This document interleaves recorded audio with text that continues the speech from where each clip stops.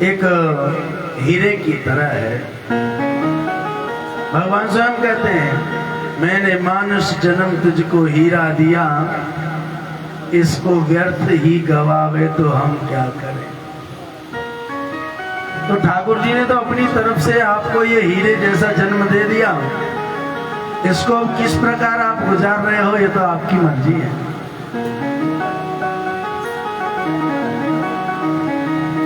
दिन रात हम भागते रहें तो भी मृत्यु आनी ही है, आराम से रहें तो भी मृत्यु आनी ही है, बहुत ज्यादा कमा दें तो भी मृत्यु आनी है, कम कमाएं तो भी मृत्यु आनी है, और मिडिल क्लास बने रहें तो भी मृत्यु आनी है।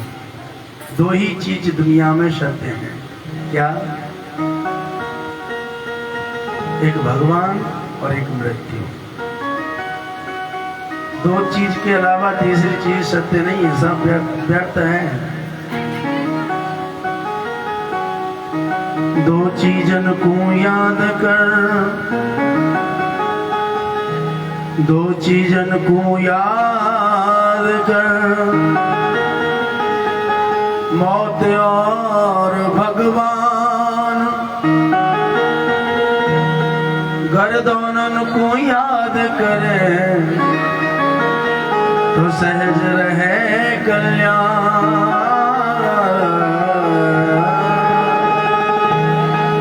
अगर आपको अपने जीवन में कल्याण चाहना है तो दोनों को याद रखो। ये निश्चित याद रखो कि इस जीवन का कोई भरोसा नहीं है, किस मूल्य पर यह जीवन विश्राम हो जाएगा कोई पता नहीं किस समय पे हो जाएगा। इसलिए जितना समय मिल जाए, जब समय मिल जाए, ठाकुर जी का गायन करो, भजन करो। कल कथा हम लोग सुन रहे थे, कथा में प्रसंग चल रहा था। कथा में क्या प्रसंग चल रहा था बताएं आप? कथा कहाँ चल रही? वामन भगवान का प्रादुर्भाव हुआ, प्राकट्योत्सव हुआ। आप सबने खूब महाराज आनंद से वामन भगवान की पूजा करी। वामन भगवान ने कारे पर गए धूप के चक्कर में। बोली वामन भगवान की। वैसे तो गोरे चिट्टे भगवान है, पर कलयुग है, कली काल की धूप में कारे पर गए। वामन भगवान का सबने बड़े दिव्य भाव से प्रेम के साथ पूजन किया। जैसे आपने पूजन किया वैसे ही वामन भगवान राजा बलि के दरवाजे पे पहुंचे, और राजा बलि के दरवाजे पे जैसे पहुंचे द्वारपाल खड़े मिले। द्वारपालों से कहा, द्वारपालों जाके बताओ अपने राजा को कि दरवाजे पर एक ब्राह्मण आया है। द्वारपाल कहने लगे देखो महाराज, हमारे राजा ने बोल रखा है दरवाजे पर कोई भी आवे हमें पूछने की जरूरत नहीं है, आप उन्हें संतुष्ट करके वापस भेज दो।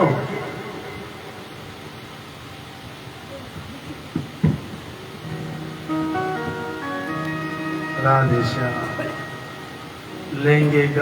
लेंगे नाम गरुण का तो कहीं बदनाम ना हो जाए वो, इसलिए बिना बात करे ही बैठे रहें, बात ना करें।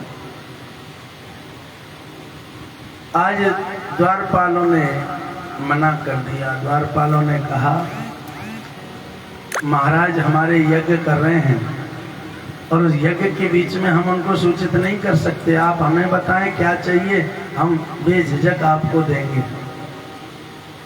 इन्होंने कहा द्वारपालों में भिक्षुक नहीं हूं, मैं मांगने वाला नहीं हूं, मैं तो देने वाला हूं। लेकिन द्वारपाल नहीं समझे। अगर कुछ लेना है तुम्हारे राजा को तो उससे कहो कि वो मुझसे मिले। द्वारपाल हंसने लगे, देखो तो सही कैसा ब्राह्मण है, दुनिया राजा के पास मांगने आती है, देने आया है। और वो भी फटे हाल, कोई सोना चांदी, कोई जेवर, हाथी घोड़ा इसके साथ नहीं देगा क्या? कहने लगे तुम ब्राह्मण की शक्ति को जानते नहीं हो।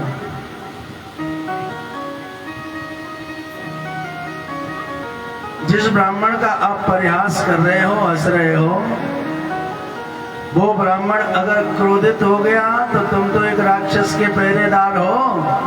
अगर ब्राह्मण अपनी पे आ जाए तो भगवान के पहरेदारों को नहीं छोड़ता है। याद रखो, एक बार भगवान के पहरेदारों ने ब्राह्मणों से परिहास किया था। याद दिलाते हैं कि जय और विजय द्वारपाल दो,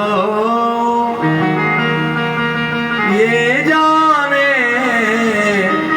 जग में सबको,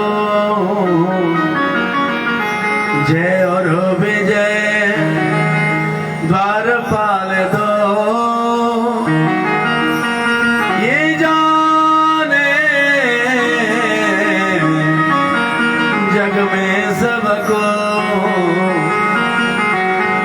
एक बार सनक, सनंदन, सनातन, सनत कुमार चारों भाई भगवान नारायण से मिलने गए। भगवान नारायण से मिलने के लिए बाधक बने जय और विजय। उन्होंने मना किया, क्रोधित हो गए। अरे दुष्टो, भगवान को भक्त से और भक्त से भगवान को मिलने से रोकते हो? जाओ, श्राप देते, तुम राक्षस हो जाओ। यानी भगवान नारायण के पार्षदों को श्राप दे दिया, ब्राह्मणों के कहर से डरो। जब याद दिलाया तो द्वारपालों को याद आया, सच में ब्राह्मण तो बड़े खतरनाक होते हैं। इसलिए कहा, महाराज देखो यज्ञ चल रहा है, वैसे तो हम उस समय नहीं जा सकते, लेकिन आप बहुत ज्यादा जिद पड़ रहे हो तो अब हमें जाना ही पड़ेगा। अब तो द्वारपाल दोनों पहुंच गए। कहाँ? दोनों द्वारपाल पहुंच गए राजा बलि के पास। राजा बलि यज्ञ कर रहे थे, अंतिम आहुति जिसे पूर्ण आहुति कहते हैं, पूर्ण आहुति दे रहे थे। महाराज प्रणाम करते हैं। अरे द्वारपालों, तुम्हें पता नहीं है यज्ञ चल रहा है? महाराज यज्ञ का तो पता है, लेकिन हमें ये भी पता है ब्राह्मण बिगड़ गया तो सब गड़बड़ हो जाएगी। पहले ब्राह्मण से राजा भी डरते थे, अब ब्राह्मण से प्रजा भी नहीं डरती है। हाँ, जब में और अब में यही अंतर है। पहले ब्राह्मण से, बड़े से बड़ा राजा भी डरता था, आज ब्राह्मण से प्रजा भी नहीं डरती है। क्यों नहीं डरती है? इसलिए नहीं डरती है कि ब्राह्मण चुटिया रखाने में शर्माता है, ब्राह्मण जनेऊ धारण करने में शर्माता है, ब्राह्मण कलावा बांधने में शर्माता है, ब्राह्मण माला पहनने में शर्माता है, ब्राह्मण दुकान पे जाके मीट मच्छी अंडा खा रहा है। अब इसी कैटेगरी में वो शूद्र है, उसी कैटेगरी में तू खड़ा है, तो तेरा सम्मान वो क्यों करेगा? आप देखते हो ना, ये दारूबाजों की टीम बैठी होती है, टोली बैठी होती है, उस दारूबाजों में चाहे कोई बहुत बड़ा पैसे वाला है, चाहे कोई छोटा है, वहां तो महाराज यार तू क्या जानता है, इसी प्रकार से सब एक जैसे हो जाते हैं। अब तो महाराज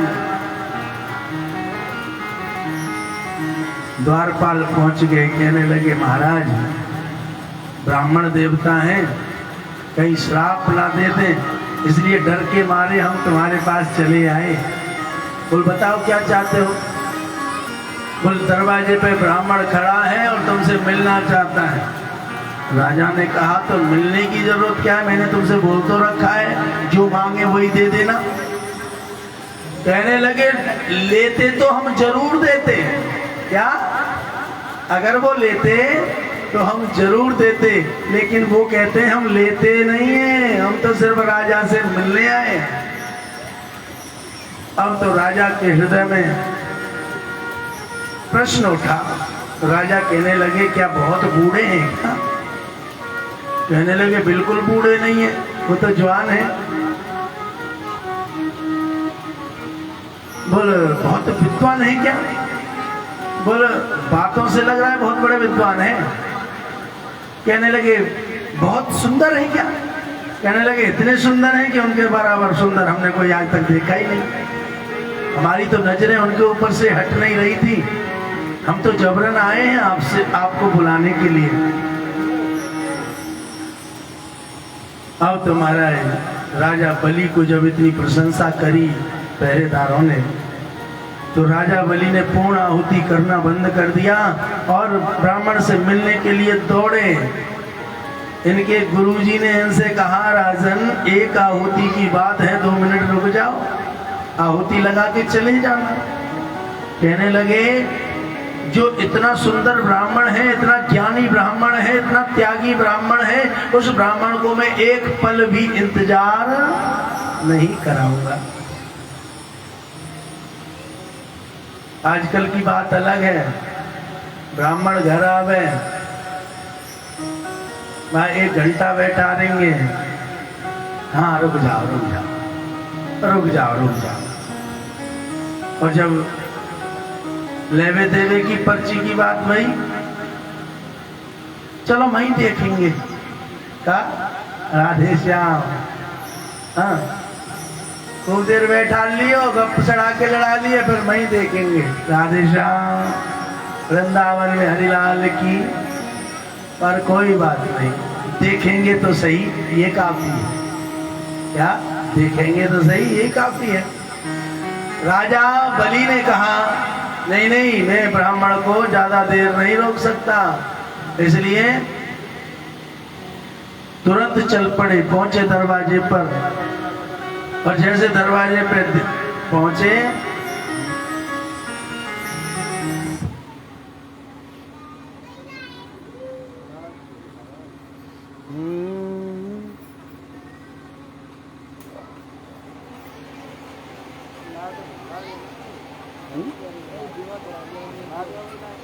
ना कारो लग रहा हूँ वीडियो में।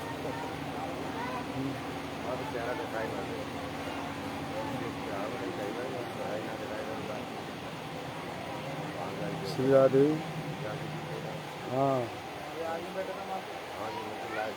अच्छा बढ़िया रहे हो, ये पर जरवाओ।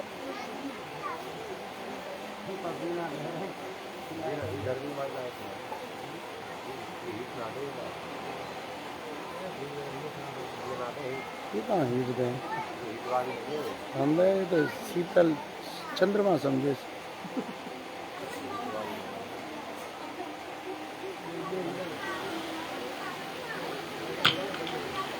वृंदावन में हरिलाल की जय हो।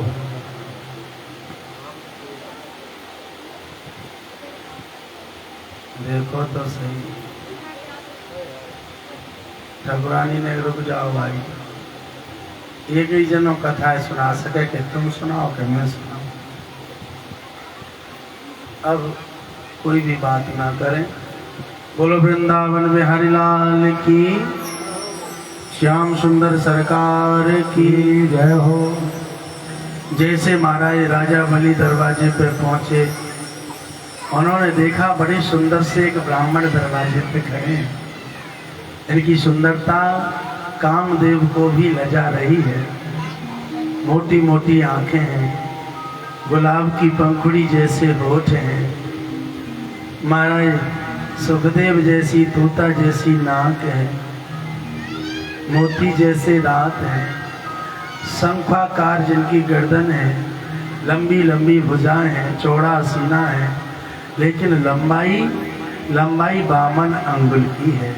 इतनी 52 अंगुल की लंबाई है, इसीलिए इनका नाम है वामन भगवान। और दरवाजे पर जब ब्राह्मण को देखा तो राजा ने इनका स्वागत किया कि स्वागतम ते नमस्तुभ्यं, स्वागतम ते नमस्तुभ्यं, ब्रह्मन् किं करवाम ते।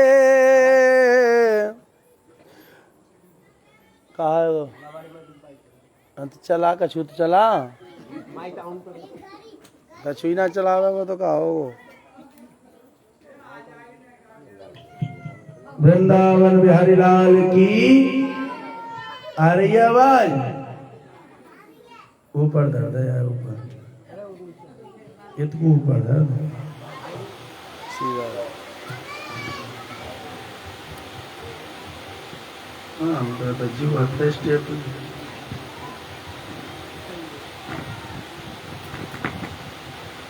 ब्रह्मर्षीणां तपसाख्यां मन्ये त्वां वपुर्धरम्। बलि महाराज ने इनका स्वागत किया। स्वागत है महाराज, स्वागत है, स्वागत है। ब्राह्मण देवता को अंदर ले गए और अंदर ले जाकर महाराज राजगद्दी पे बिठाया, चरणों को धुलाया, स्वागत किया, चरणामृत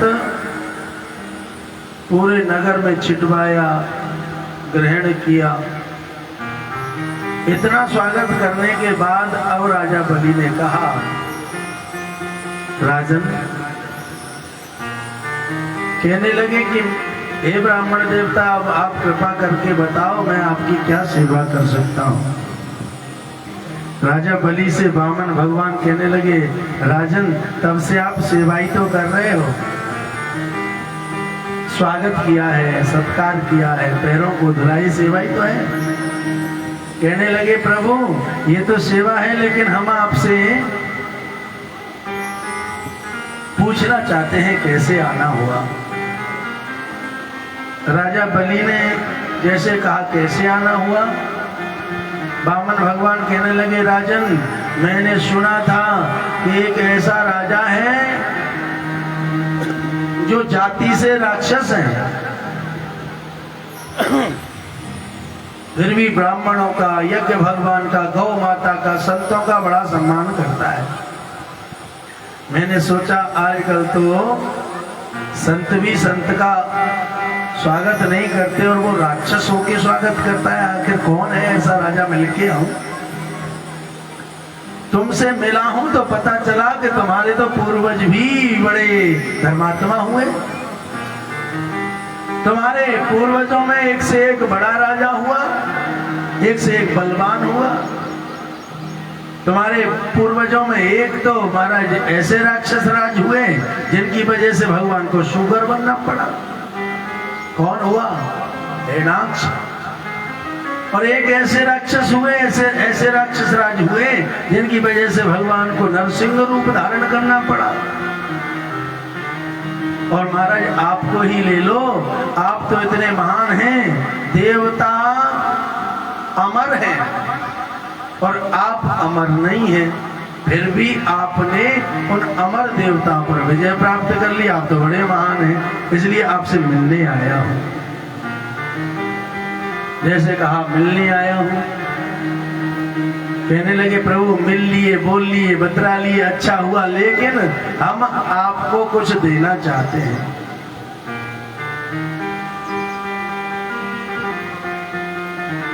वामन भगवान कहने लगे, देखो लाला, आवाज पांडाल में हल्की हल्की सी है, जो भी है बेस फेस बढ़ाने का। पूरे पांडाल में नेक आवाज बढ़ा। आज कहने लगे, ब्राह्मण देवता आप कुछ मांगे। वामन भगवान कहने लगे, देखो या तो हम किसी के घर जाते नहीं हैं, जाते हैं तो हमारा नियम है हम उनसे कुछ लाते नहीं हैं। राजा बलि कहने लगे, प्रभु हमारा भी नियम है, या तो कोई हमारे दरवाजे पे आता नहीं है, और आता है तो खाली हाथ जाता नहीं है, इसलिए कुछ तो ले लो। वामन भगवान कहने लगे, नहीं चाहिए। राजा बलि कहने लगे, देना है, नहीं चाहिए, देना है, नहीं चाहिए। इसी प्रकार जिद होने लगी। वामन भगवान कहने लगे, अगर तुमको अपनी मनचाही वस्तु मांगनी है तो देने वाले की बेचैनी इतनी बढ़ा दो कि वो देने के लिए मजबूर हो जावे। और मजबूर जब वो तब होगा जब तुम त्याग करोगे। क्या? तभी तो कहते हैं जब कुछ पाने के लिए कुछ होना पड़ता है। इसलिए राजा से कहने लगे कुछ नहीं चाहिए, कुछ नहीं चाहिए। आखिरकार राजा पीछे पड़ गए। अब राजा बलि के सामने ब्राह्मण देवता को लगा कि अब मैं जो मांगूंगा वही ये जरूर देगा। इसलिए कह दिया, राजन तुम देना चाहते हो? बोला देना चाहते हो तो महाराज तस्मात् तीन पदान्येव व्रणे त्वद्वरदर्शभात् एतावतैव सिद्धोऽहम् वित्तं यावत् प्रयोजनम्। अगर तुम हमें देना चाहते हो तो एक काम करो, आप हमें 3 पग भूमि दे दो। जैसे 3 पग भूमि के लिए बोला, राजा बलि हंसने लगे। देखो कमाल हो गया। आप जब हमारे दादा परदादाओं की बात कर रहे थे तो हमको लगा तुम बड़े विद्वान ब्राह्मण हो, बड़े चालाक हो। लेकिन जब तुमने मांगा है हमको लगा तुम तो बिल्कुल बालक ही हो। लगता है तुम्हारी जुबान फिसल गई है, तुम्हारी जिह्वा फिसल गई है। तुम ऐसा करो, मैं तुम्हें छूट देता हूं, तुम दोबारा मांग लो।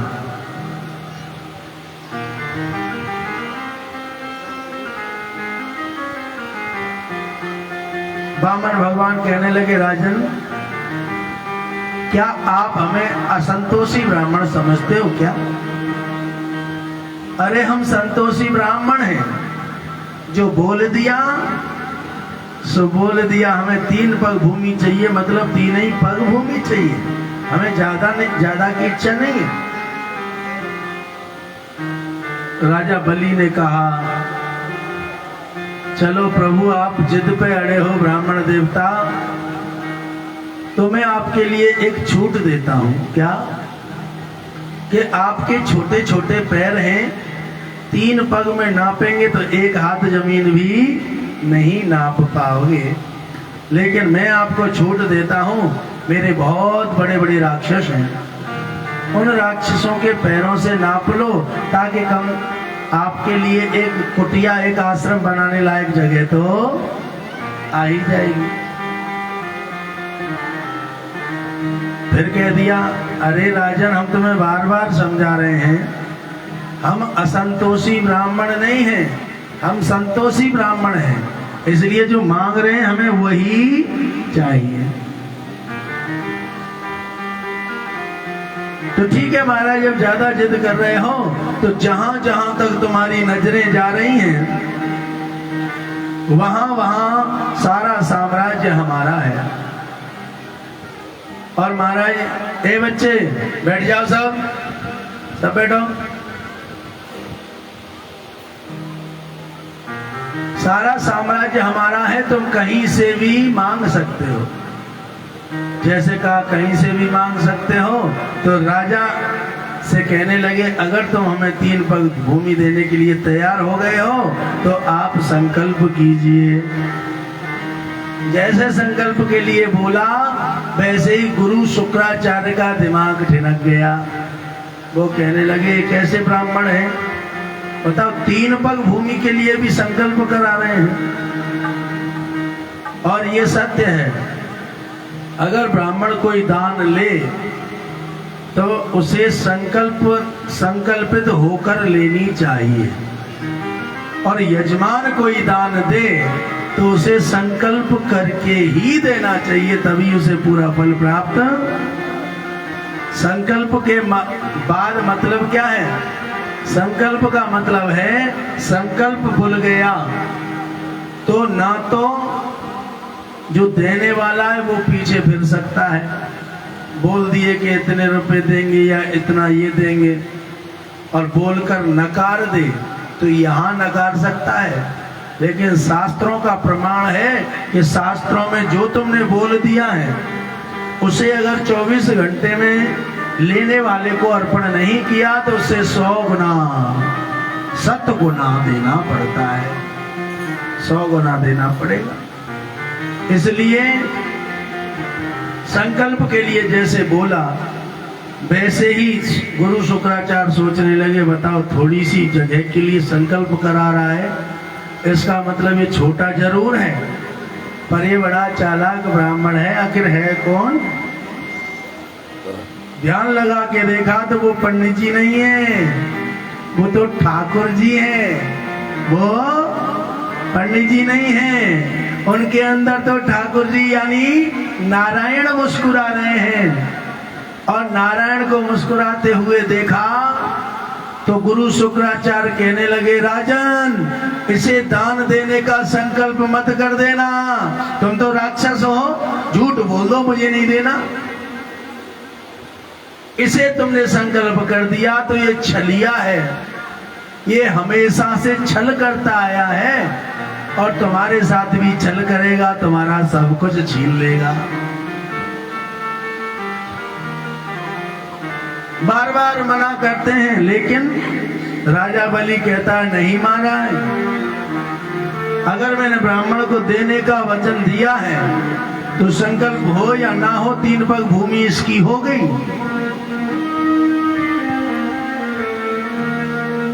गुरुजी कहने लगे भैया ये भगवान है। राजा बलि कहने लगे तुमने बता के बहुत अच्छा किया, अब तक तो नहीं देता लेकिन अब जरूर दूंगा। क्यों? क्योंकि मैंने सुना है क्या, हे दाता एक राम, बेकारी सारी दुनिया, दाता एक राम, बेकारी सारी दुनिया, दाता एक राम, बेकारी सारी दुनिया, दाता एक राम, बेकारी सारी दुनिया, दाता एक राम, बेकारी सारी दुनिया। राम एक देवता, राम एक देवता, पुजारी सारी दुनिया, राम एक देवता, पुजारी सारी दुनिया, राम एक देवता, पुजारी सारी दुनिया, राम एक देवता, पुजारी सारी दुनिया, दाता एक राम, बेकारी सारी दुनिया, दाता एक राम, बेकारी सारी दुनिया, अरे दाता एक राम।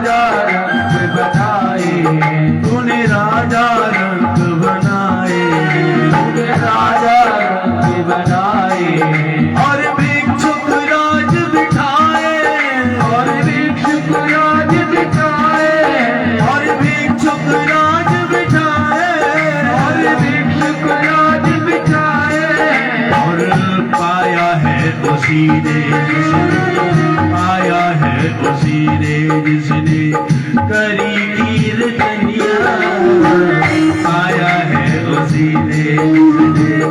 करी कीर्तनिया राजा एक राम बेकारी सारी दुनिया राजा एक राम बेकारी सारी दुनिया राम एक देवता राम एक देवता राम एक देवता गुजारी सारी दुनिया राजा एक राम भिखारी सारी दुनिया राजा एक राम भिखारी सारी दुनिया राजा एक राम भिखारी सारी दुनिया राजा एक राम भिखारी सारी दुनिया राजा एक राम। बार बार शुक्राचार्य जी मना करते हैं, देखो देखो इनको दान मत दो। ईश्वर रोचने साक्षात ईश्वर रोचने साक्षात भगवान विष्णु स्वयं कश्यपादते यजातो देवानाम कार्य साधक। ये जो तुम सामने देख रहे हो राजन, मैं तुम्हें बार बार समझा रहा हूं, ये कश्यप अदिति का बेटा बन के आया है, लेकिन ये कश्यप अदिति का बेटा नहीं है, ये तो साक्षात भगवान है। भगवान विष्णु स्वयं, भगवान विष्णु स्वयं पधारे हैं। अब राजा जी तो पड़ गया, अब तक तो नहीं देता, अब तो जरूर दूंगा। जो दुनिया को देने वाला वो मेरे यहाँ भिखारी बन के आया है। क्या कहा? जिसके यहाँ दुनिया जाती है मांगने के लिए, वो हमारे पास आया है तो हम तो जरूर देंगे। आप मंदिर में देखना, कितना भी बड़े से बड़े रईस क्यों ना हो, वो भी भगवान के सामने कुछ ना कुछ मांगने जाते।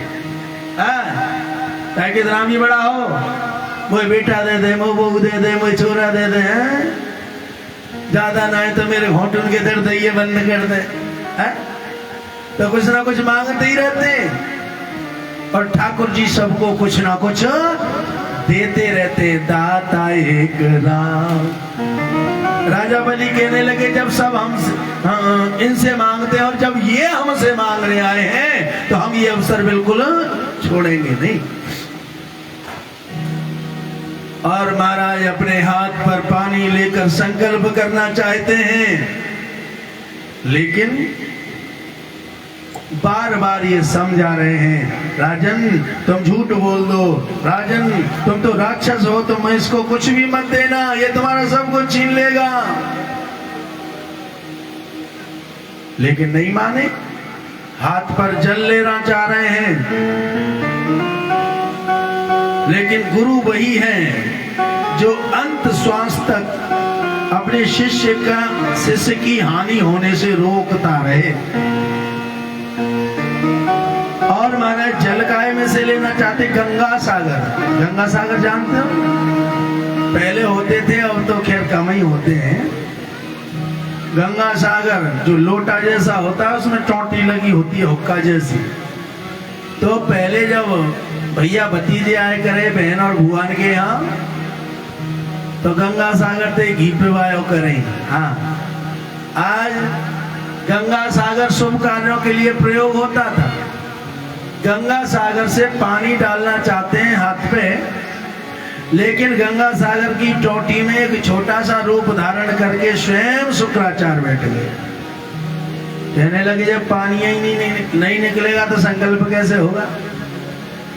इसलिए गंगा सागर उल्टा हुआ जा रहा है, पर गंगा सागर से जल नहीं निकल रहा है। आखिरकार भगवान ने कहा, गंगा सागर में जल तो भरा है, लेकिन बाहर कैसे नहीं निकल रहा है। ध्यान लगा के देखा तो बाबा की करामात हो रखी है, बाबा टोटी में बैठे हैं। भगवान ने कहा, अरे राजा बलि, तुम्हारा गंगा सागर ना पुराना हो गया है। क्या कहा? तुम्हारा गंगा सागर पुराना हो गया, इसके जो छेद है वो बंद हो गया, लाओ जरा साफ कर देता हूं। और गंगा सागर लिया और अपने आसन में से एक कुशा निकाली और गंगा सागर की टोटी में डाल दी। जैसे टोटी में डाली, अंदर से शुक्राचार्य बाहर की तरफ देख रहे थे कि इनकी बाईं आंख में जाके ये लगी। जैसे बाईं आंख में जाके लगी और महाराज बाबा की बाईं आंख फूट गई। अब तो बाबा को बड़ा क्रोध आया, रे दुष्ट राजा बलि, तेरी वजह से मेरी आंख फूट गई, मैं श्राप देता हूं, तेरा सत्यानाश होगा। भगवान ने कहा, मेरे संत कोई आशीर्वाद दें, मेरे संत कोई श्राप दें और मैं उसे पूरा ना करूं, फिर मैं किस बात का भगवान। इसलिए शुक्राचार्य को वचन दिया, बाबा तुमने जो श्राप दिया है मैं उसको अभी पूरा करने वाला हूं, चिंता मत करो। और महाराज जैसे राजा बलि ने संकल्प के लिए जल डाला हाथ पे, संकल्प किया, मैं भैरोचन पुत्र अपने होश और हवास में राजा बलि संकल्पित होकर 3 पग भूमि बामन नाम के ब्राह्मण को दान करता हूं, दान करता हूं और दान करता हूं। जैसे संकल्प बोला महाराज, संकल्प बोलने की देर थी कि महाराज चमत्कार हो गया। क्या? भगवान तो बढ़ने लगे, ऐसे बढ़ने लगे, ऐसे बढ़ने लगे कि राजा ऊपर देख रहे हैं और ऊपर उनका मुख भी नहीं देख पाए कि धड़ाम से महाराज मुकुट जमीन पर गिर गया। इसका मतलब क्या है? दान करने के बाद जीवन में अभिमान ना रहे तो सच में तुमने दान किया है। और दान करने के बाद सीना ठोकते डोलो, मैं दानी, तो तुमने कुछ भी दान नहीं किया। राजा बलि का अभिमान रूपी मुकुट गिर गया और भगवान ने मापना शुरू किया। पहला पैर नापा, आसमान की तरफ पहुंचाया, भू भुवा स्वाहा महा जना तपः सत्य आदि 7 लोगों को नाप लिया। अब एक पैर जमीन में लगा दिया, जमीन में डाल दिया तो अतल वितल सुतल तलातल मातल रसातल पाताल 7 लोग नीचे के नाप लिए। अब तो कुछ भी नहीं बचा। अब नहीं बचा तो राजा बलि से कहने लगे, राजन तुम पर तो जितनी जमीन थी हमने सारी नाप ली और पैर तो अभी 2 ही लगे हैं, अब तीसरा पैर कहाँ नापे? या तो तुमको संकल्प नहीं करना चाहिए था, अब संकल्प किया है तो उसे पूरा करो।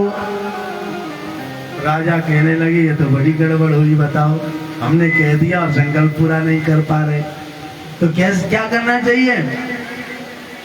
कहते हैं बाबा तुलसीदास के धीरज धर्म मित्र और नारी और आपत्ति काल परखिए चारी। हम पे कोई संकट आवे, आपत्ति आवे तो अपने धैर्य को आजमाना चाहिए, हम कब तक झेल सकते हैं।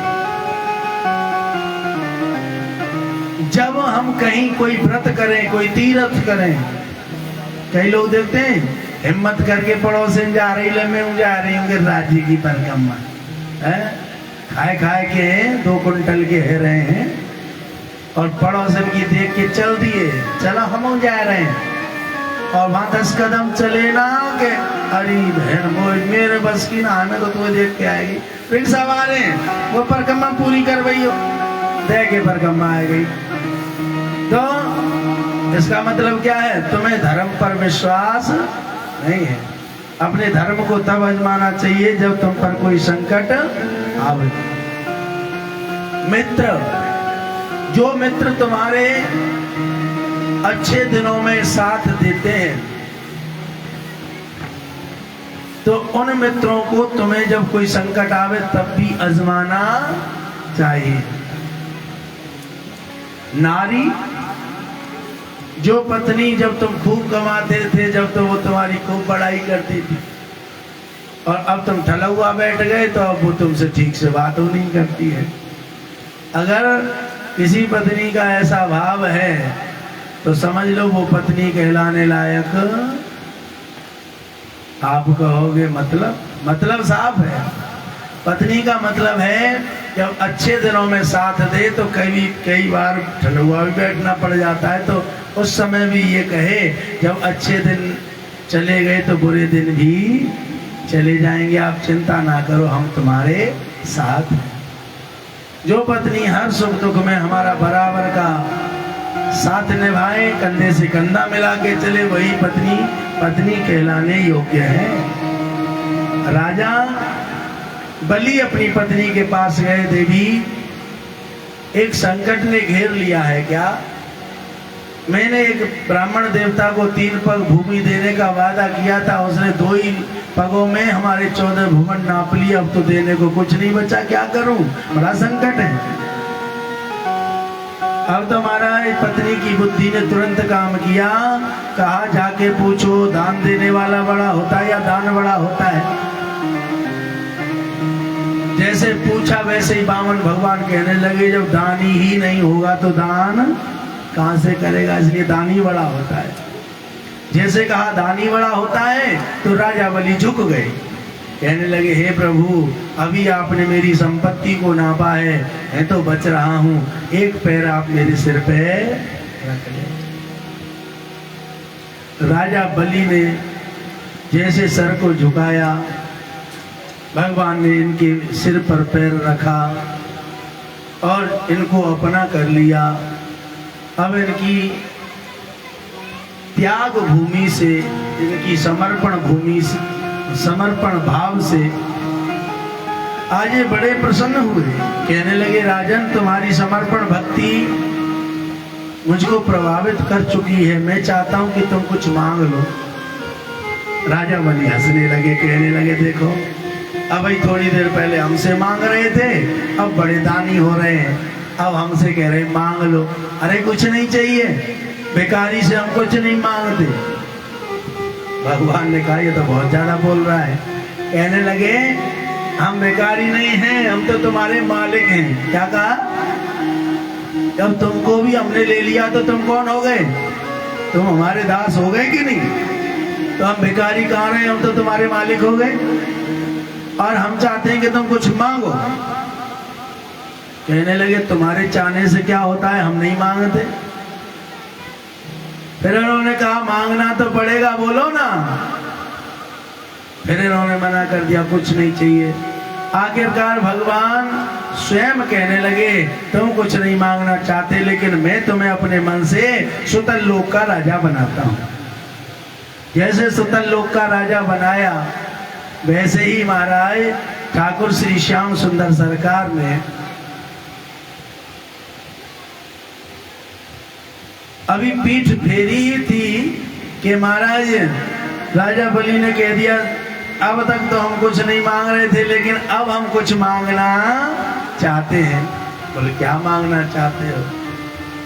बोल हम मांगना चाहते हैं प्रभु आप जैसा एक चालाक सा द्वारपाल मांगना चाहते हैं। क्या? आप जैसा एक चालाक सा द्वारपाल चाहते हैं, और हम चाहते हैं जब हमारा मन करे तभी उस द्वारपाल से जाके मिल ले। भगवान कहने लगे आप सरिस खोजो कहाँ जाई, मैं अपने जैसा कहाँ जाके ढूंढूं? मेरे जैसा तो इस दुनिया में मैं ही हूं, और मैं तेरे दरवाजे पे द्वारपाल बन के रहूंगा। अगर मैं अपने जैसा कोई छोड़ के जाऊं और उसने गलत काम कर दिया तो बदनामी किसकी होगी? हमारी। इसलिए स्वयं हम ही तुम्हारे दरवाजे पे द्वारपाल बन के रहते हैं। और भगवान स्वयं आज राजा बलि के दरवाजे पर द्वारपाल बन के रहने लगे।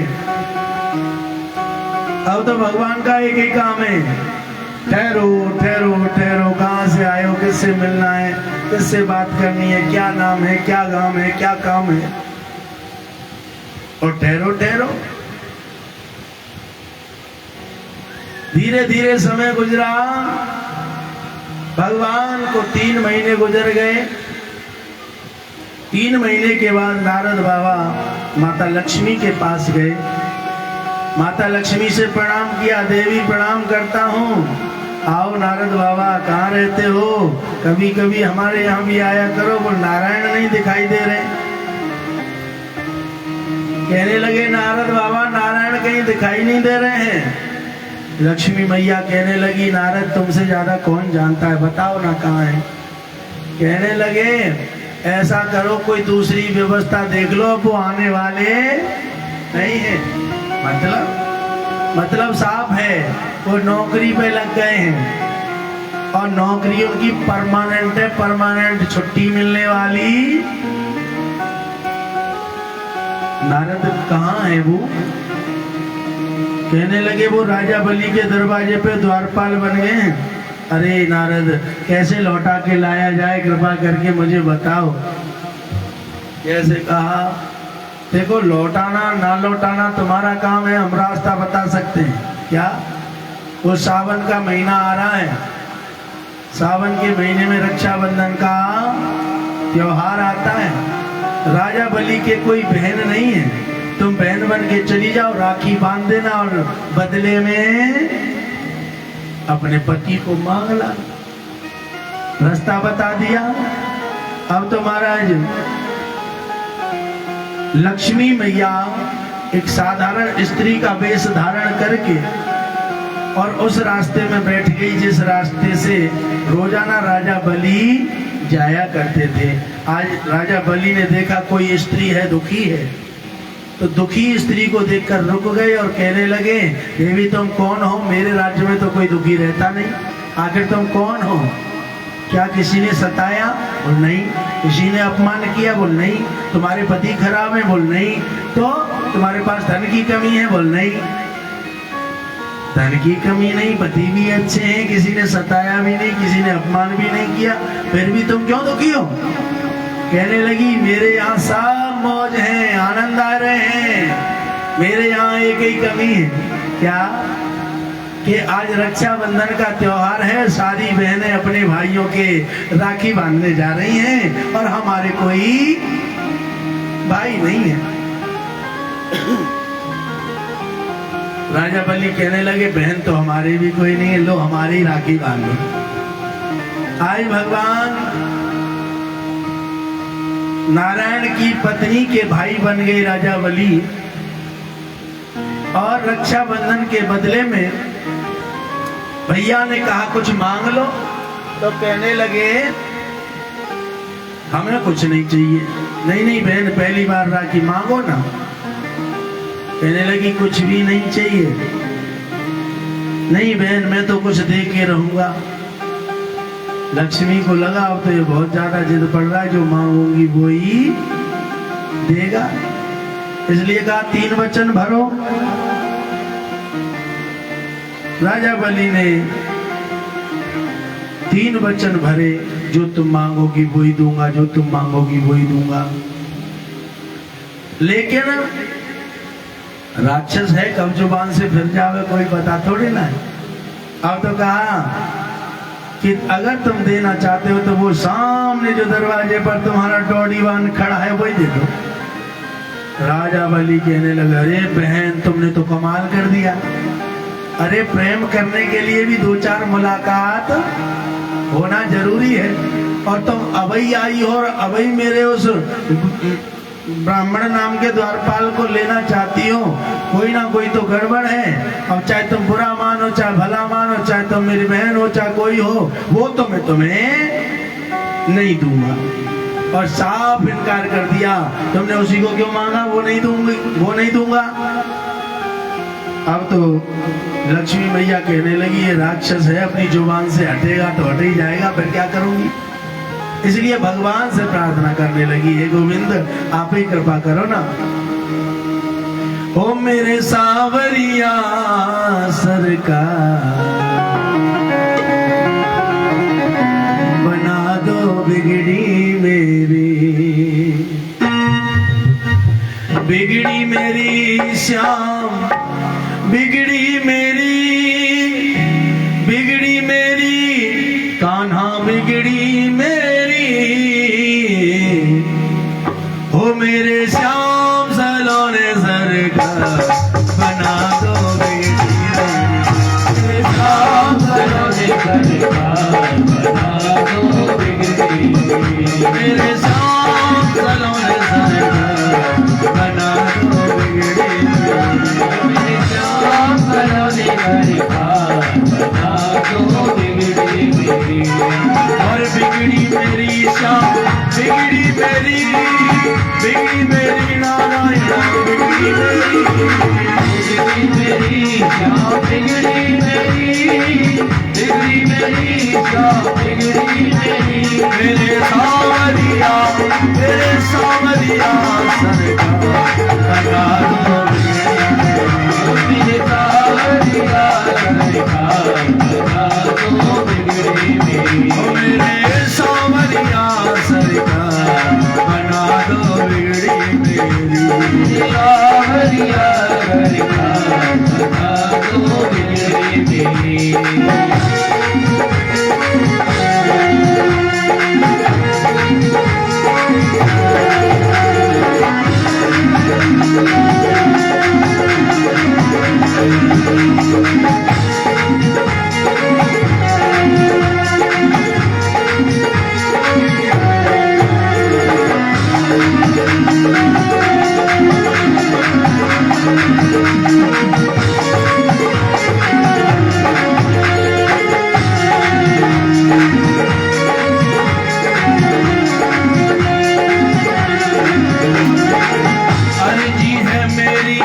मर्जी तुम्हारी वृंदावन के आगे बिहारी, आगे बिहारी, वृंदावन के आगे बिहारी, मर्जी मेरी मर्जी तुम्हारी वृंदावन के आगे बिहारी, मर्जी मेरी मर्जी तुम्हारी वृंदावन के आगे बिहारी, मर्जी मेरी मर्जी तुम्हारी वृंदावन के आगे बिहारी, मर्जी मेरी मर्जी तुम्हारी वृंदावन के आगे बिहारी, है मेरी मर्जी तुम्हारी वृंदावन के बाके बिहारी, मर्जी है मेरी मर्जी तुम्हारी वृंदावन के बाके बिहारी, अब सुन लो, अब सुन लो करुण पुकार, बना दो बिगड़ी मेरी, सुन लो करुण पुकार, बना दो बिगड़ी मेरी, ओ मेरे सावरिया सरकार, बना दो बिगड़ी मेरी, सावरिया सरकार, बना दो बिगड़ी मेरी, हो प्यारे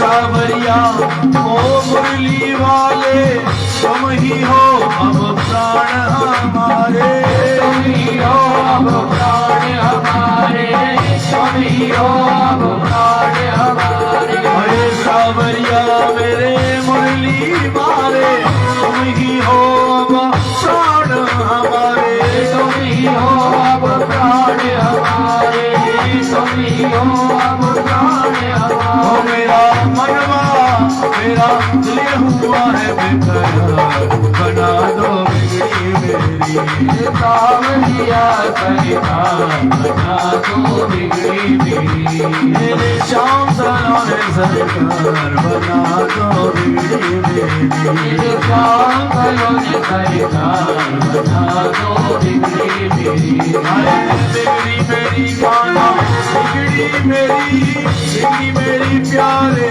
बिगड़ी मेरी क्या बिगड़ी मेरी क्या बिगड़ी मेरी मेरे सामरिया सरकार मेरे सामरिया सरकार बना दो बिगड़ी मेरे शाम सलाम सरकार बना दो बिगड़ी मेरे शाम सलाम सरकार बना दो बिगड़ी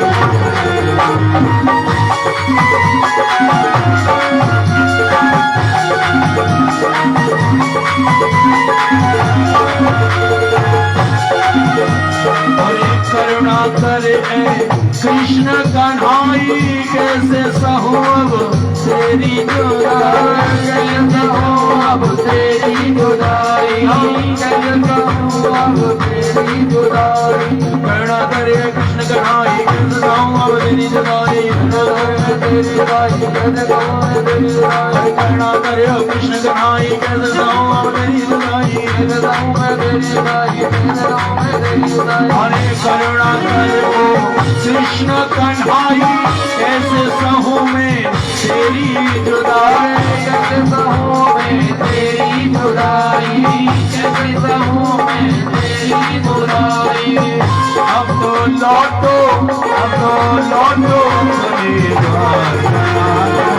मेरे श्याम सलोने सरकार बना दो बिगड़ी मेरी ओ मेरे श्याम सुंदर सरकार बना दो बिगड़ी मेरी ओ मेरे श्याम सलोने सरकार बना दो बिगड़ी मेरी बना दो बिगड़ी मेरी बना दो बिगड़ी मेरी बना दो बिगड़ी मेरी बना दो बिगड़ी मेरी बना दो बना दो बिगड़ी मेरी और मेरे सांवरिया सरकार बना दो बिगड़ी मेरी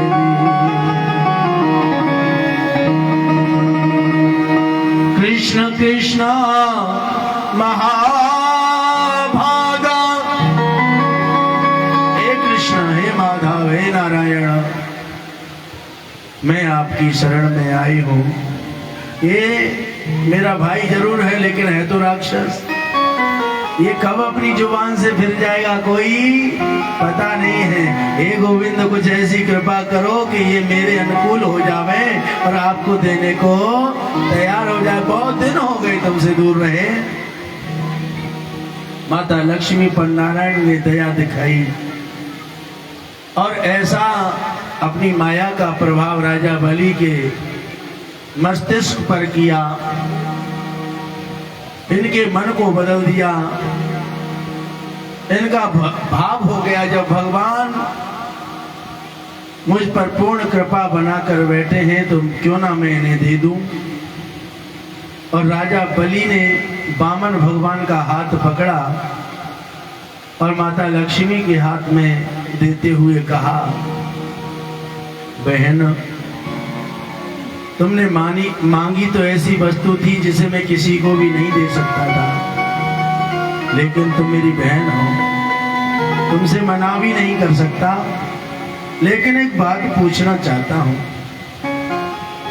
कि एक बात खटकती है मन में एक बात खटकती है मन में बेचैन है जिसने कर डाला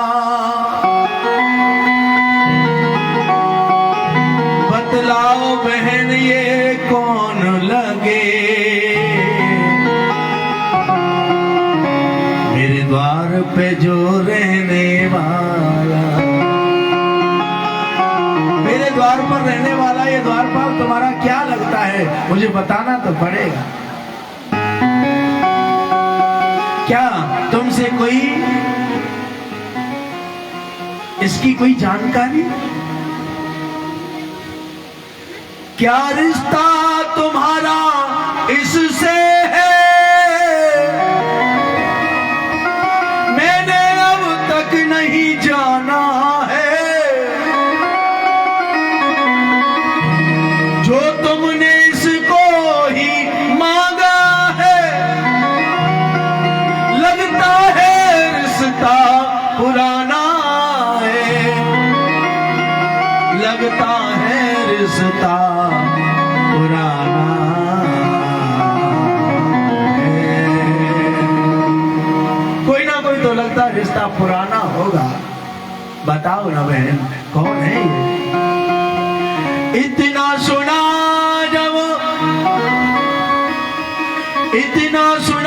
जब चंचला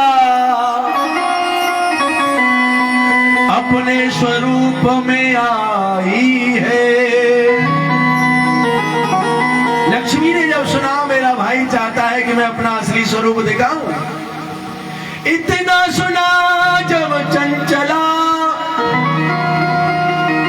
अपने स्वरूप में आई है।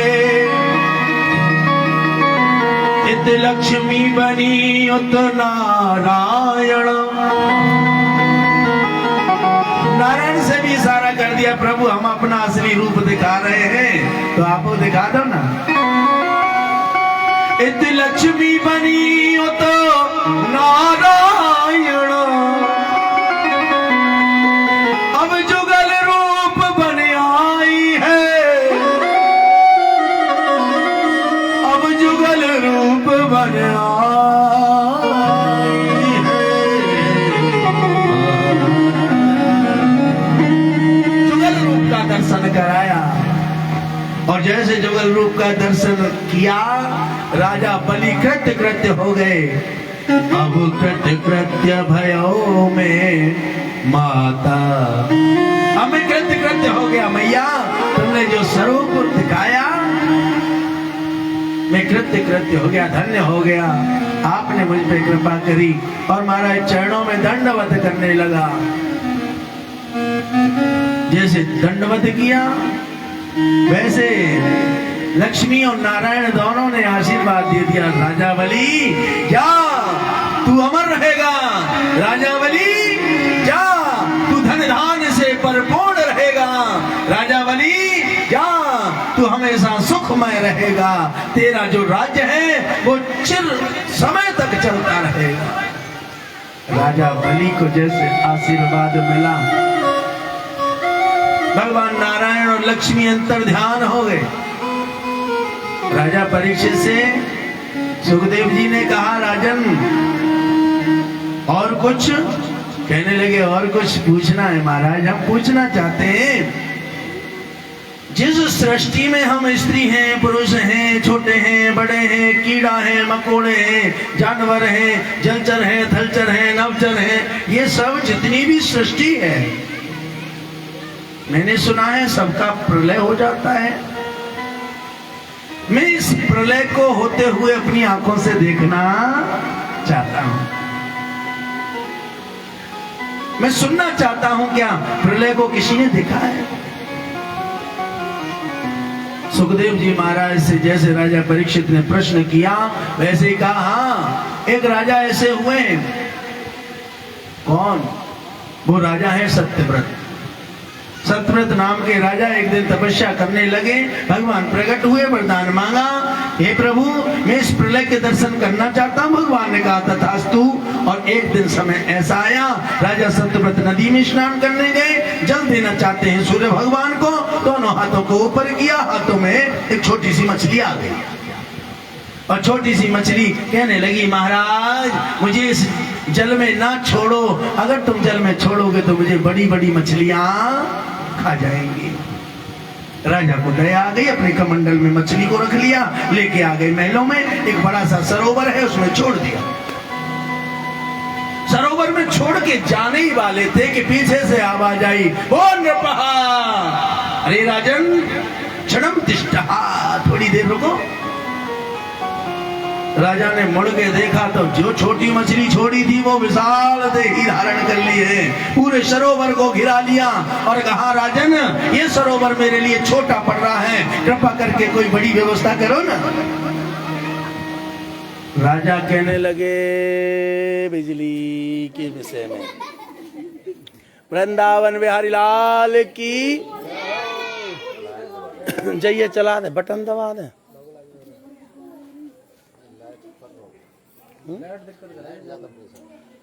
हम पे हटे।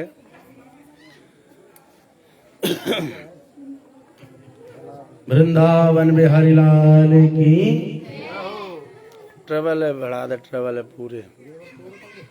हाँ, बोलिए श्याम सुंदर सरकार की जय जय श्री। आवाज आ रही है तो ऐसी सुनो फिर का है। राजा बलि के बाद राजा सत्यव्रत की जो कथा है बड़ी आनंदमय कथा है। सत्यव्रत ने इस मछली स्वरूप को देखा तो आश्चर्यमय हुआ।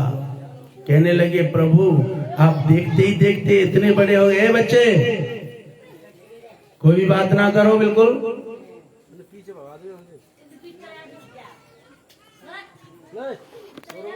शांति से बैठे रहो, यहीं बैठे रहो, कोई बात नहीं, पर कोई बात ना करें। और ये गुब्बारे नवारे हो, जब तक दोपहरी में कहाँ चलेगी तुम बारात में? पूरी दोपहर तुमने निकाल दी, अब आए हैं कथा प्रसाद के टाइम पे वो गुब्बारे ने बांधे। बोलो वृंदावन बिहारी लाल की। बिना शोर किए अपना कार्य करते रहना, कोई भी शोर ना मचाना। बांके बिहारी लाल की। सत्यव्रत महाराज ने देखा कि मछली देखते ही देखते बहुत बड़ी हो गई। आखिरकार सत्यव्रत महाराज ने हाथ जोड़ के पूछा कि महाराज आप कोई साधारण मछली नहीं हो सकते। पहली बात तो मछली बोलती नहीं है, दूसरी बात बोलती भी है तो इतनी जल्दी बड़ी हो जाती है, मैंने कभी नहीं देखा। आप पल भर में ही इतने बड़े हो गए हो, आप कोई साधारण मछली नहीं हो सकते, बताओ ना आप कौन हो। कहने लगे, महाराज याद करो आपने जब तपस्या करी थी, तो तपस्या करते आपने वरदान मांगा था, तुम प्रलय के दर्शन करना चाहते हो, तो हम आपको बताते हैं आज से 7वें दिन प्रलय होगी। प्रलय होगी तो सारी वस्तुएं, सारे जीव, सारे बीज नष्ट हो जाएंगे और तुम्हें सृष्टि को प्रलय होते हुए देखना है, का मतलब तुम उसी सृष्टि में पुनः जीना चाहते हो। इसलिए आपको क्या करना है, आप इन 7 दिनों में जलचर, थलचर, नभचर, स्वेदज, अंडज, वीरज, जितनी भी सृष्टि हैं सबके बीज इकट्ठे करो और एक जगह पर रख लो। जब 7वें दिन प्रलय होगी, चारों तरफ जल ही जल होगा, तो जल के बीचों बीच तुम्हें एक नाव दिखाई देगी। उन सारे बीजों को लेकर नाव में बैठ जाना। जब तक थोड़ा जल स्तर रहे तब तक नाव अपने आप चलाना, लेकिन जब जल स्तर बढ़े तो तुम्हें एक वासुकी नाम का नाग दिखाई देगा। कौन सा? जोर से बोलो ना। वासुकी नाग। वासुकी नाग की विशेषता क्या है? वासुकी नाग जितना चाहे बड़ा हो सकता है और जितना चाहे छोटा हो सकता है, यानी वो मन के अनुसार रूप धारण कर सकता है, छोटा बड़ा।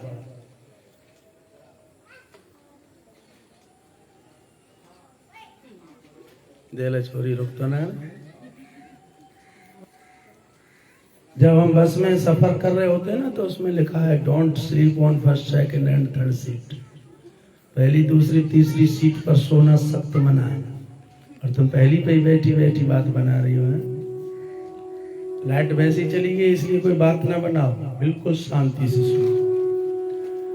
राजा सत्यव्रत जैसे मछली से पूछे आप कौन हो, तो इन्होंने कहा कि जब तुम्हें बासुकी नाग दिखेगा तो उस बासुकी नाग की पूंछ से उस नाव को बांध देना, और वो सांप तुम्हें लेकर उस प्रलय में डटा रहेगा। लेकिन जब जल का बहाव तेज होता है तो बड़े बड़े अजगर भी बह जाते हैं, मगरमच्छ बह जाते हैं। अभी जो यमुना आई तो कई जगह दिखाया मगरमच्छ बह के आ गए। तो जब जल का स्तर, जल का बहाव बहुत तेज हो जाएगा तो राजा सत्यव्रत से ये मछली स्वरूप में भगवान कहने लगे। इनको कहते हैं मत्स्य भगवान। क्या कहते हैं? 24 अवतारों में एक मत्स्य अवतार हुआ। कहने लगे जब बहुत ज्यादा जल का वेग हो जाएगा तब तुम्हें मैं दिखाई दूंगा। और मछली की नाक पर एक सींग होता है। कहने लगे उस नाग को एक तरफ से मछली से बांध देना और दूसरी तरफ से मेरी नाक से बांध देना। जल चाहे कितना भी तेज बहता रहे, मैं तुम्हें एक जगह पर स्थिर रखूंगा, आपको बहने नहीं दूंगा। भगवान ने जल की प्रलय को दिखाने के लिए मछली का ही रूप धारण क्यों किया?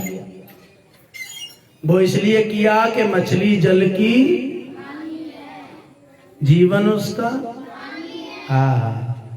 मछली जल की रानी क्यों बोला? ये भी बोल सकते मगरमच्छ जल का राजा है, लेकिन ये तो नहीं बोला। इसलिए बोला मछली जल की रानी है कि हर जीव पानी के बहाव के सामने बह जाता है, लेकिन मछली में ऐसी विद्या है कि जिधर से पानी आ रहा है मछली उसी दिशा में उल्टी तैर सकती है। ये कला मछली के अंदर है और जल के किसी भी जीव के अंदर ये कला नहीं है। और महाराज इसलिए भगवान ने मछली का रूप धारण किया और भगवान ने राजा सत्यव्रत को 7 दिन बाद प्रलय के दर्शन कराए। और महाराज प्रलय के दर्शन करने के बाद सत्यव्रत धन्य धन्य हो गए। सृष्टि पुनः चलने लगी। राजा परीक्षित ने श्री सुखदेव जी महाराज से कहा, गुरुदेव अब मैं आपसे सूर्य वंश की कथा सुनना चाहता हूँ, कृपा करके आप मुझे सूर्य वंश की कथा का श्रवण करावें। जब सूर्य वंश की कथा के बारे में पूछा तो महाराज भगवान राघवेंद्र सरकार की कथा में राजा परीक्षित को सुनाने के लिए प्रवेश करते हैं श्री सुखदेव जी महाराज कि नारायण की नाभि से कमल, कमल से ब्रह्मा, ब्रह्मा से महाराज मरीचि, मरीचि के कश्यप, मरीचि के कश्यप जी महाराज और कश्यप के विवस्वान सूर्य हुए। और इन्हीं सूर्य महाराज के वंश में भगवान राघवेंद्र सरकार का आगमन हुआ। सूर्य वंश में आगे चल के श्राद्ध देव, मनु, इन्हीं के वंश में आगे चल के च्यवन आदि ऋषि हुए। इनके वंश में आगे चल के एक रैवत नाम के राजा हुए। रैवत के नभग हुए, नभग के नाभाग हुए, नाभाग के अम्बरीश जी महाराज हुए। नाभाग के कौन हुए? अम्बरीश जी महाराज। अम्बरीश जी महाराज बड़े धर्मात्मा राजा हैं। इतने धर्मात्मा राजा हैं जो ठाकुर जी की सेवा करते हैं। ठाकुर जी की सेवा के लिए अगर राजा चाहे, पूरी पृथ्वी के अकेले राजा हैं, अगर वो राजा चाहें तो हजारों नौकर ठाकुर की सेवा के लिए लगा सकते हैं। लेकिन राजा जानते हैं कि 2 चीजों का फल जो करता है उसी को मिलता है। काय काय का? एक भोजन का और एक भजन का। ऐसा नहीं है मटर पनीर तुम खा रहे हैं पड़ोसी को स्वाद आ जावे ना, वो तो तुम्हें को आएगा। ऐसा नहीं है बादावन की ठंडाई तुम पी रहे हैं ताकत दूसरे में आ जाए ना, खाना अपने को ही बलिष्ठ करता है। ऐसे ही भजन जो तुम अपने आप करोगे वही भजन तुम्हें लगेगा।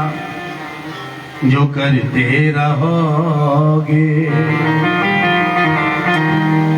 भजन धीरे धीरे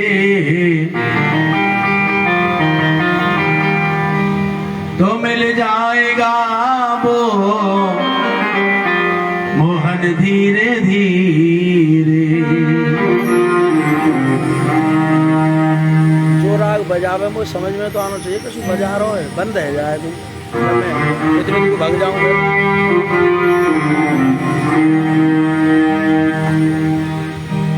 आज महाराज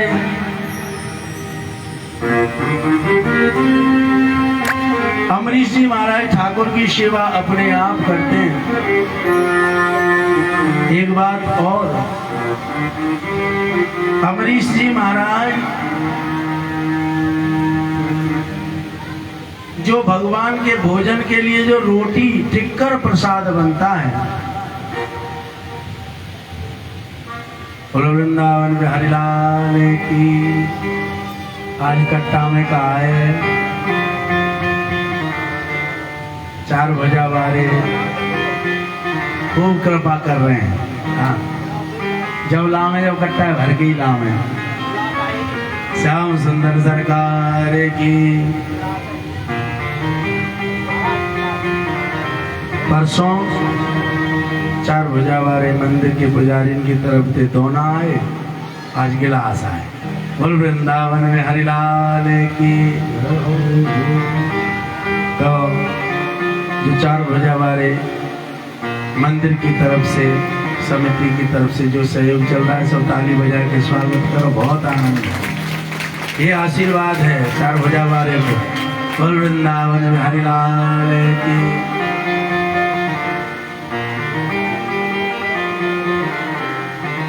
अमरीश जी महाराज एक दिन रोटी बनाने के लिए चक्की चला रहे थे। पसीना आ रहा है, बहुत गर्मी पड़ रही है।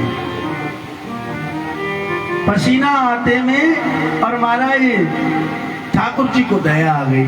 ठाकुर जी कहने लगे देखो तो सही कितना बड़ा राजा है और मेरे लिए चक्की चलाना है।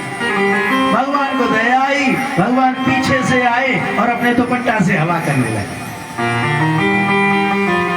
अब हमें पसीना आता है और साधारण हवा चलती है तो कितना आनंद आता है, जैसे मानो एसी में बैठ गए हो।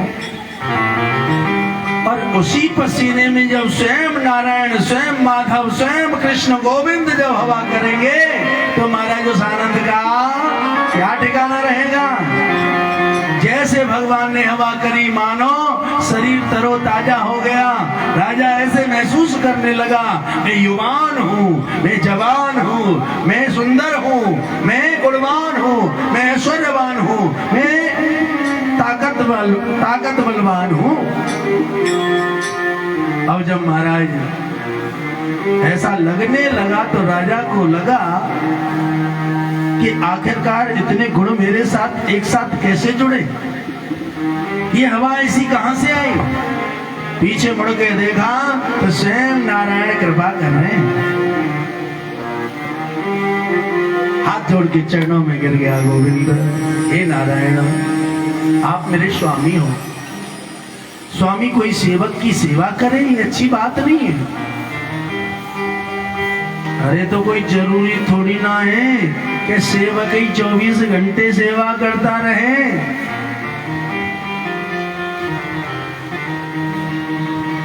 जब सेवक परेशान हो तो गुरु मालिक को भी थोड़ी उसकी सहायता करनी चाहिए, सेवा करनी चाहिए।